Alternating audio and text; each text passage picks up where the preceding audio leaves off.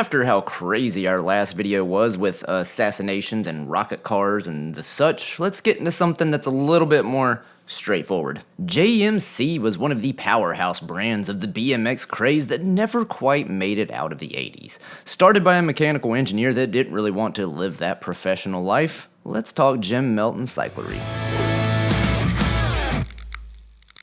Also, I tend to hate wearing green or orange on camera, but look at this Christmas sweater that I got. I mean, come on, I can't not, right? JMC, standing for Melton Cyclery. I honestly didn't know much about this brand when I started my research, but, well, let's leave my thoughts till the end of the video. He actually got his start in the bike industry working at a bike shop in Oklahoma City. This is where the bug was set and Jim fell in love with bicycles. He was a mechanical engineer, and at the time, he decided to let that life fall to the side and to pursue his passion for bicycles. He moved to California, somehow hooked up with the guys from CYC, and proceeded to open up his own shop in Azusa, California, titled none other than Melton Cyclery, JMC for short.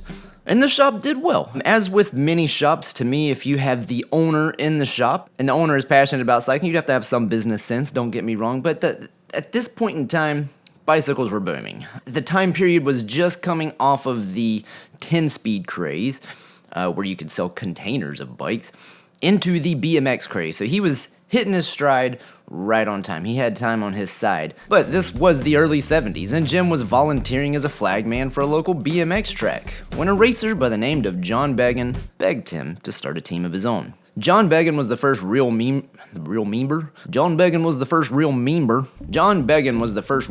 of the team, later adding names like Harry Leary and Clint Miller. At the time, they rode Webcos, FMFs, pedal readies, which, if you were unfamiliar, pedal readies were like GT prior to GT, and Race Inc. frames. Jim then paid Race Inc. to produce a frame for the team under the name of JM Special.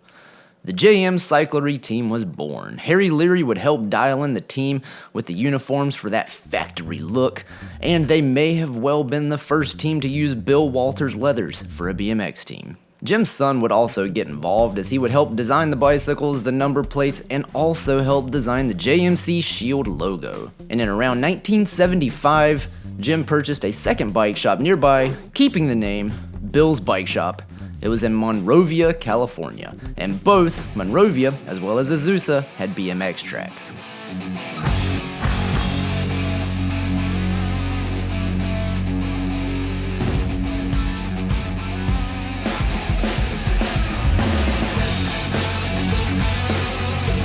Rich Long actually helped run the Azusa track, and if you didn't know, I couldn't completely nail this down, but I'm pretty confident in stating that this is the same Rich Long that went on to help form GT. As many of you know, GT stands for Gary Turner, but another big name in GT was Rich Long. Rich Long was kind of the businessman behind GT. Melton Cyclery was doing great as a BMX track, a bike shop, and as a BMX team. They were having a lot of success, so the next logical step is to start getting your own products out to the public.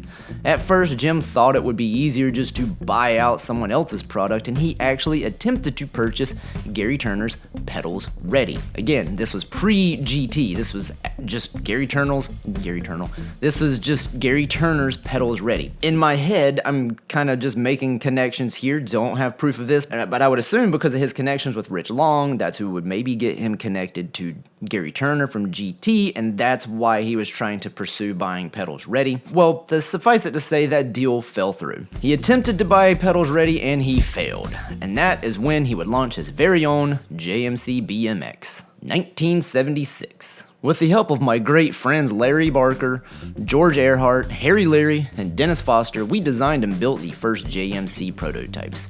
JMC XP1 was a short frame that Ronnie West rode. It was also the first bike to use sew-up tires in BMX. JMC XP2 was a long-frame JMC that Harry Leary rode. If you are unfamiliar, sew-ups were super popular within the road cycling scene. They are essentially a tube sewed into a tire and then glued onto a rim. There are a number of benefits to going this route that we won't really go into here, but I had no idea that anyone was doing this on a BMX bike back in the 70s. Like, that's nuts. So JMC XP1 and XP2 were the first two bikes that JMC made, but the first production long bike made was the JMC 20, and it went to Clint Miller. A couple years later, in 1978, the famous JMC teardrop fork was introduced, and in 1979, the JMC product was doing so well that Jim sold the bike shops and went full-time into producing JMC frames and forks. This is another trajectory that I think we can maybe put a timestamp on. Did I just wink at the camera? That was weird. He shut down all the bike shops, opened up his own factory. That seems to be a theme. You know, like Hutch, I think, only had their bike shop for a year before they shut it down and just went to doing parts and later on doing frames and such. I think that is just a product of this time period. BMX bikes were so freaking popular. Once you kind of got into that BMX bike shop space and saw the need and the want and the supply-demand issues going on with how many people wanted BMX bikes, it was so much more profitable just to find someone, produce your own frames, and get at it. He only lasted 4 years. Hutch only lasted a year. There are other ones that I can't completely recall that had bike shops before they were an actual BMX brand, but that seems to be the case here. And then, again, about 10 years is kind of the longevity point to where these brands start to either be sold or shut down. So let's see how JMC does. In 1980, the JMC Mini was introduced for really small kids. And can someone maybe confirm when the first mini BMX bikes were produced? Like, I couldn't find a specific answer on who actually had the first, but to suffice it to say, JMC had to be an early adopter of going smaller in a time when everyone seemed to be going bigger with like 24s. Now, in that same year, JMC produced my personal favorite, the JMC Black Shadow, and it was designed for the ultra-powerful Kim Jarobi. And now, I am a sucker for a murdered out product, so this bike is right up my alley. Some people love the look of a nice polished classic shiny muscle car, but I'll take a mean looking like Mad Maxer any day of the week. They did have some other cool bikes, different versions of the Shadow, an actual 16-inch pit bike, 24-inch cruiser, their Pro Rider series of bikes, and even a Micro Mini, going smaller than the Mini. But all good things must come to an end as we are approaching that 10-year mark. BMX was changing and a bunch of brands were moving offshore. They were getting their bikes made in Taiwan for much, much cheaper than here in the States. This is something that Jim never really wanted for his company, and sales actually started to decline. In 1985, JMC closed its doors simply because they could not compete with Taiwan. Jim never sold out, he still owned the name, but JMC would be no more. In 1989, Jim Melton was introduced in the ABA Hall of Fame, and Jim went back to being a mechanical engineer in California. This is an odd story for me, and I would have loved to have met Jim. He seemed like a stand-up guy, and so many people admired him and actually just said he was just a good dude. I say this as an odd story only because Jim started as a mechanical engineer. He loved bikes and wanted to be a part of that world. He got to the highest level and played around in the BMX space for, let's say, 15-ish years, maybe.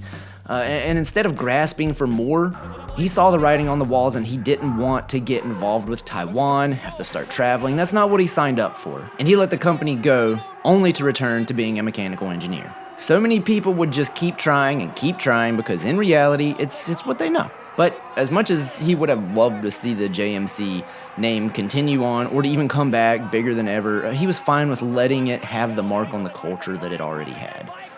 This brings me to what I believe are the most successful companies out there. And I'm defining success here much differently than just monetary gains. To me, that's just one metric.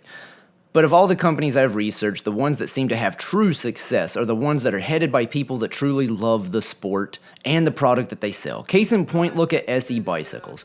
Started off strong with Scott and Mike. Mike carried the name for a long time and loved the sport. Loved helping these new startup kids. When Mike left, SE almost died. It was a shell of its former self. It went to a place where many companies don't recover from. Now, thanks to people like Todd Lyons, SE has been resurrected into this awesome company that now has a huge following. They've got old school people, new school people, young kids following SE. And like, to me, if you want a blueprint of how to resurrect a company, just look at what they've done with SE. And if you look at their social media and stuff, they truly seem to love what they do. I think that's a big proponent of it. And that brings me back to JMC. I think he loved what he did, and he knew for a fact if he tried taking JMC offshore, he would lose that love for the sport. He didn't want to get involved with that. And I don't blame him. When you read about these people, even Mike Devitt going overseas to help out with SE, like, it's a lot of traveling. It's a lot of business deals, a lot of negotiations that you have to do. Like, it takes a special kind of person to do those things. Anyway, that's my little rant. That's the story of JMC. What started with a mechanical engineer wanting a bike shop and trying to purchase GT prior to it being GT ended with Jim, who didn't really want to compete with the Taiwanese companies. Anyway, Jim did end up passing away not too long ago, but suffice it to say, he left his mark on the BMX world. And if you've made it this far in the video, please like, subscribe, share these videos with anybody that you'd like to. Sharing helps more than anything because sometimes the algorithm doesn't like BMX videos for whatever reason. But I hope you all have a great and Merry Christmas. We are approaching that 20,000 subscriber mark. Pretty close to it. Hopefully I'll have that before the new year. And get your photos to me. I'm going to start doing that at the end of my videos, but I'm going to start it with the 20K videos. I'm going to review some of your bikes. Not really review them. Show them off. Whatever. Give a little background. Give a thank you to the community. I love you guys. Thank you so much for all the support you've done. And yeah, see you guys in the next one. Later.